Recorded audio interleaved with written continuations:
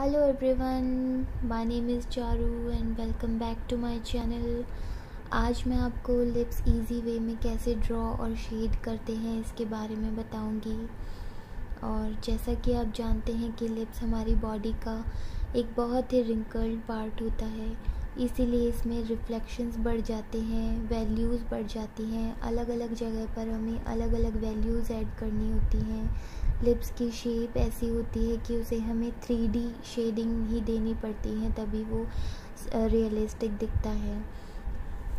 तो अगर आप अपनी ड्राइंग में यहाँ से यहाँ तक अचीव करना चाहते हैं तो मेरे चैनल को फॉलो कीजिए।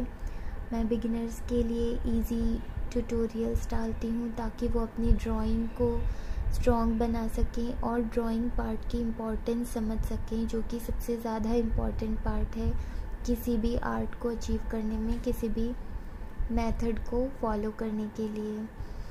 तो जैसा कि पहले के वीडियोस में मैंने आपको बताया था कि आपकी आई ट्रेनिंग बहुत ज़रूरी है, उससे आपका ऑब्जर्वेशन बढ़ जाता है। तो आप अपनी रेफरेंस पिक में देखिए कि आपके लिप्स की वैल्यू क्या है। इसके लिए आपको ग्रेडेशन और वैल्यू स्केल काम करेगी, जो कि मैंने आपको अपने पहले वाली वीडियोस में बताया हुआ है। आप ग्रेडेशन स्केल बनाइए, वैल्यू स्केल बनाइए और उसके हिसाब से अपनी रेफरेंस पिक को जज कीजिए। उसके बाद आप देखिए, ऑब्ज़र्व कीजिए कि रिफ्लेक्शन कहाँ कहाँ है। और अब हम देखते हैं कि इजी वे में लिप्स को कैसे ड्रॉ किया जा सकता है। सबसे पहले हम लिप्स के रेफरेंस के हिसाब से एक हॉरिजॉन्टल लाइन ड्रॉ करेंगे। लिप्स की सेंटर लाइन कर्व होती है।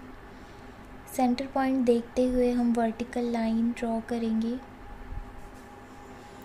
वीडियो में बनाने के लिए मैं थोड़ा डार्क बना रही हूँ। इसके बाद हम क्यूपिड्स बो को डिसाइड करेंगे।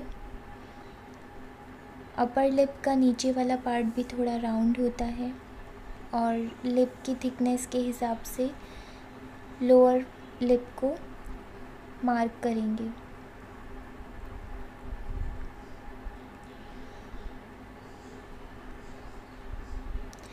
अभी हम इन सब मार्क्स को थोड़ा राउंड शेप देते हुए, या आपकी रेफरेंस पिक में आपके लिप्स की कैसी शेप है उसके हिसाब से इन्हें जोड़ देंगे।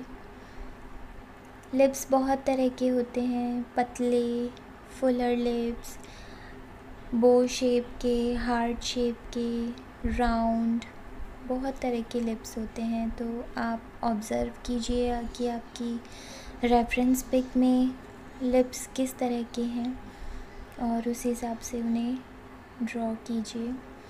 हमेशा अपनी पेंसिल के स्ट्रोक्स को लाइट रखिए ताकि इरेज़ करने में आसानी हो और मार्क्स ना हो।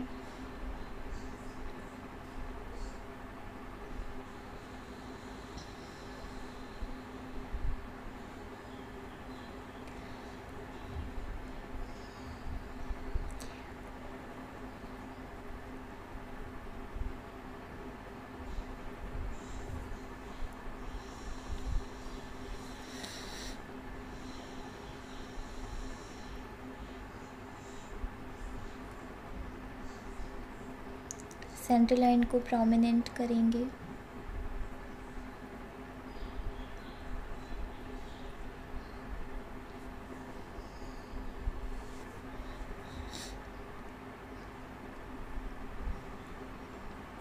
सेंटर लाइन भी स्ट्रेट नहीं होती है, ये अपर लिप्स की मसल्स के हिसाब से कर्व्ड होती है।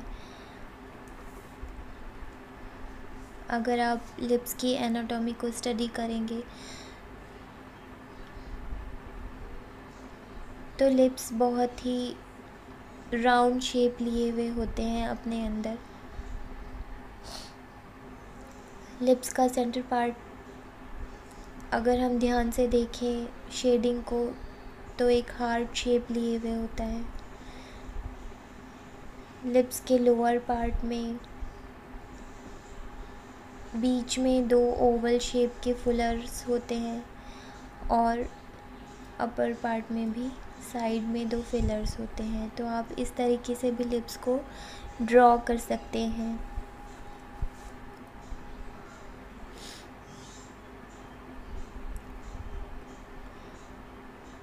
तो अब हम देखेंगे कि शेडिंग किस तरीके से करनी है। शेडिंग के लिए हमेशा लाइट पेंसिल का यूज़ कीजिए, जैसे कि मैं HB पेंसिल का यूज़ कर रही हूँ।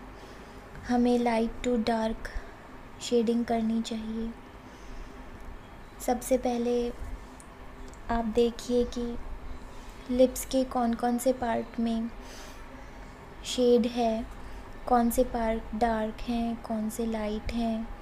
अगर आपकी रेफरेंस पिक में ज़्यादातर लिप्स पे डार्क वैल्यूज़ हैं तो आप पूरे लिप्स को शेड कर सकते हैं, जैसा कि मैं कर रही हूँ। अगर बहुत ज़्यादा रिफ्लेक्शन है आपके लिप्स में तो उसके लिए आप सिर्फ सेलेक्टेड पार्ट्स को ही शेड करना शुरू कीजिए और रिफ्लेक्टेड पार्ट्स को आप छोड़ दीजिए।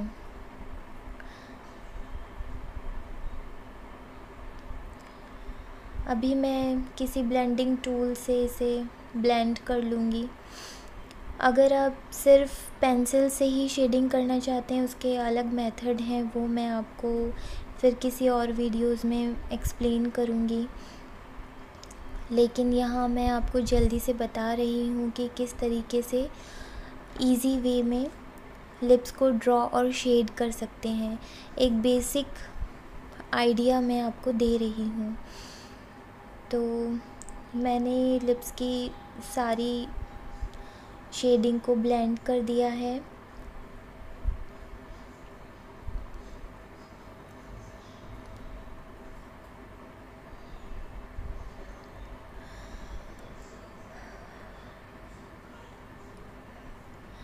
अभी मैं डार्क पेंसिल का यूज़ कर रही हूँ और बीच वाले पार्ट को डार्क कर रही हूँ। साइड के पार्ट में और बीच के पार्ट में सबसे ज़्यादा शेडिंग होती है। अपर लिप्स के और लोअर लिप्स में के कॉर्नर्स में सबसे ज़्यादा डार्क वैल्यूज़ होती हैं, तो हमें उन्हें ही सबसे ज़्यादा डार्क रखना है। इसके अलावा डिपेंड करता है कि आपकी लाइट कहाँ से रिफ़्लेक्ट हो रही है, लेकिन यहाँ पर लाइट सामने से रिफ़्लेक्ट हो रही है, वो मैं दिखा रही हूँ। इसलिए जो एरियाज़ मैं वैल्यूज़ ऐड कर रही हूँ, उन्हीं एरियाज़ में वैल्यूज़ ऐड करनी है।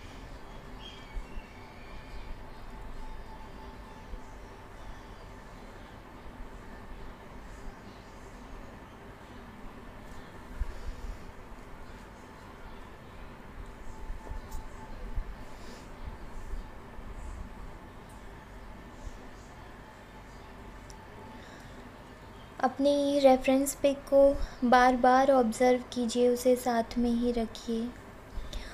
अब लिप्स में रिंकल्स ऐड करने हैं। रिंकल्स लिप्स की लाइंस होती हैं बेसिकली, क्योंकि लिप्स बहुत श्रिंक्ड होते हैं और ये रिंकल्स ही उसे 3D इफ़ेक्ट दिलाते हैं, लिप्स को प्लम्प दिखाते हैं। तो रिंकल्स के लिए बिल्कुल वर्टिकल लाइंस ऐड मत कीजिए। रफली ऊपर के पार्ट से और अंदर के पार्ट से इमेजिन कीजिए कि कहाँ कहाँ पर रिंकल्स आ सकते हैं। उस हिसाब से रिंकल्स ऐड कीजिए।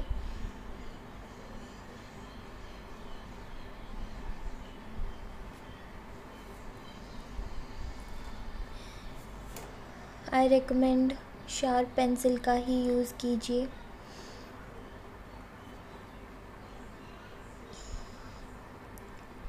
लोअर लिप बेसिकली 2 भागों में डिवाइडेड होता है। इसमें ज़्यादातर लोगों के बीच में एक प्रोमिनेंट रिंकल आता ही है।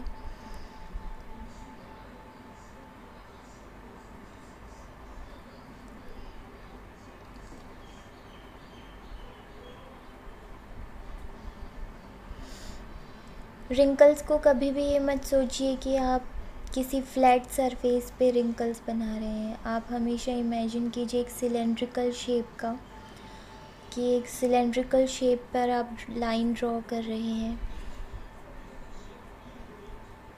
फ्लैट सरफेस पर स्ट्रेट लाइंस आती हैं, जबकि सिलेंड्रिकल शेप में कर्व्ड लाइंस आती हैं। तो हमेशा लिप्स की रिंकल्स ड्रॉ करने के लिए रफ कर्व्ड लाइंस ड्रॉ कीजिए।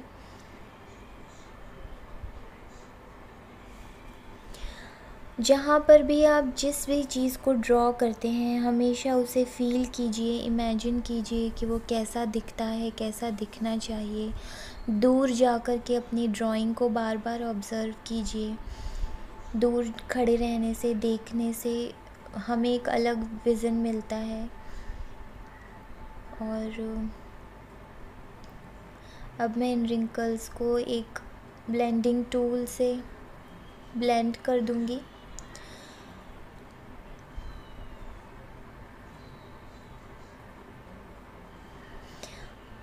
इन रिंकल्स को पूरी तरीके से ब्लेंड नहीं करना है, क्योंकि ये बैकग्राउंड में दिखेंगे लिप्स के।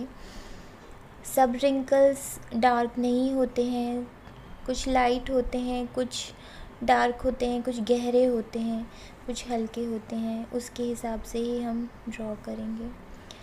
और ब्लेंडिंग टूल से मैं आपको बता रही हूँ, तो ब्लेंडिंग टूल अगर आपकी पिक बहुत शेड लिए हुए है तो आप एब्जॉर्ब ब्लेंडिंग टूल का इस्तेमाल कर सकते हैं। नहीं तो आपका ब्लेंडिंग टूल क्लियर रहना चाहिए, अगर आपका बहुत ही लाइट शेडिंग कर रहे हैं तो।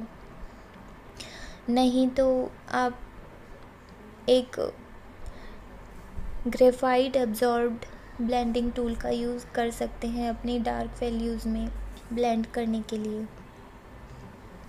अगर आप लाइट वैल्यूज़ में ख़राब ब्लेंडिंग टूल का यूज़ करेंगे, जो इसमें कि ग्रेफाइट लगा हुआ है, तो आपकी ड्राइंग ख़राब हो जाएगी। हम रफली अपनी पिक को देखते हुए इसे ब्लेंड करेंगे।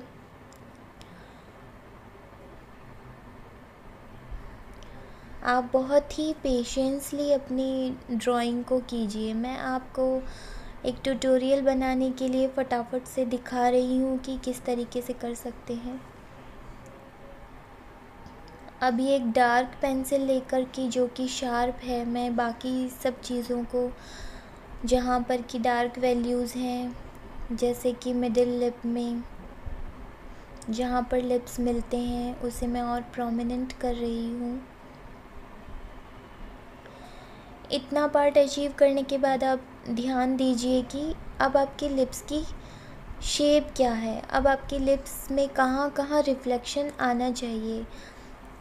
रेफरेंस पिक से तो हम सभी देखते हैं, लेकिन आप अपने मन से भी ऑब्ज़र्व कीजिए, प्रैक्टिस कीजिए और याद रखने की कोशिश कीजिए कि हर बार जब हम कोई ड्राइंग बनाते हैं, कुछ शेडिंग करते हैं, तो कि बेसिक शेडिंग्स सब तरह की ड्राइंग में कहाँ कहाँ पे होती है। जैसे कि लिप्स बना रहे हैं तो कि लिप्स में कहाँ कहाँ बेसिक शेडिंग होंगी। और बहुत ही पेशेंसली ड्रॉ कीजिए। कभी भी अपनी शेडिंग को बहुत ज़्यादा एक्सर्शन से या बहुत ज़्यादा उससे मत कीजिए। हमेशा छोटे छोटे पार्ट्स में शेडिंग करना शुरू कीजिए, बहुत छोटे छोटे पार्ट्स में। इसमें बहुत टाइम लगता है। कभी भी रफली अपनी शेडिंग को लाइन से या इस तरह से मत कीजिए। बहुत लाइट हैंड से और बहुत ही पेशेंसली, बारीकी से हमें शेडिंग जब हम करते हैं, तब हम रियलिस्टिक टोन को अचीव कर पाते हैं। ये शेडिंग करते समय देखिए मैं कितना छोटा छोटा पार्ट शेड कर रही हूँ। इससे भी ध्यान से और धीरे आपको शेडिंग करनी होती है जब आप रियलिस्टिक शेडिंग करते हैं। अपनी रेफरेंस पिक को देखते रहिए, छोटे छोटे पार्ट्स को सेलेक्ट कीजिए, उसी में शेडिंग कीजिए। लिप्स का ऊपर वाला पार्ट डार्क होता है, नीचे वाला पार्ट डार्क होता है, बीच वाले पार्ट में लाइट रिफ्लेक्ट होती है। अभी मैं और बारीक रिंकल्स ऐड कर रही हूँ। कभी भी अपने लाइंस को वर्टिकल मत रखिए, हॉरिजॉन्टल मत रखिए। आप अपनी ड्राइंग को देखिए कि उसमें टेक्सचर किस तरफ जा रहा है। जैसा कि हम जानते हैं कि लिप्स में टेक्सचर वर्टिकल जाता है, रिंकल्स वर्टिकल होते हैं, तो कभी भी हॉरिजॉन्टल शेड मत कीजिए, हमेशा वर्टिकल शेड कीजिए। ये लिप्स का लोअर पार्ट है जहाँ पर शेडिंग पड़ती है। अभी आप देखेंगे कि लिप्स का लोअर, सबसे ज़्यादा लोअर पार्ट यहाँ है, लेकिन ये रिफ्लेक्शन है जो उसके ऊपर पड़ता है, तो ये थोड़ा डार्क रहता है।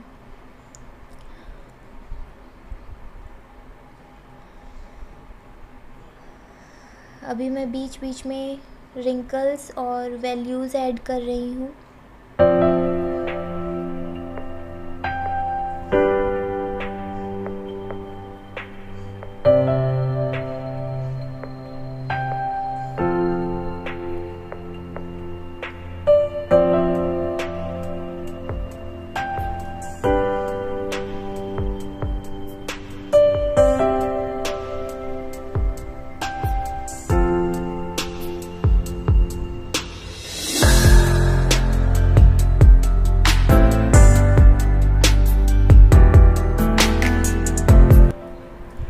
इसी तरीके से आप प्रैक्टिस करते रहिए अलग अलग टाइप के लिप्स की, उनकी शेडिंग की। आपको याद हो जाएगा कि कहाँ पर लाइट रिफ्लेक्ट होती है और कहाँ शेडो आती है, कहाँ वैल्यूज़ ऐड करनी है, क्योंकि यही चीज़ें किसी भी लिम्ब को 3D इफ़ेक्ट दिखाती हैं। और प्रैक्टिस करते करते आप इस चीज़ को भी अचीव कर पाएंगे। तो thank you for watching my videos. और अगर आपको थोड़ी सी भी हेल्प होती है तो प्लीज़ मेरे वीडियोज़ को लाइक शेयर कीजिएगा और मेरे चैनल को सब्सक्राइब कीजिएगा। Thank you for watching, thank you very much.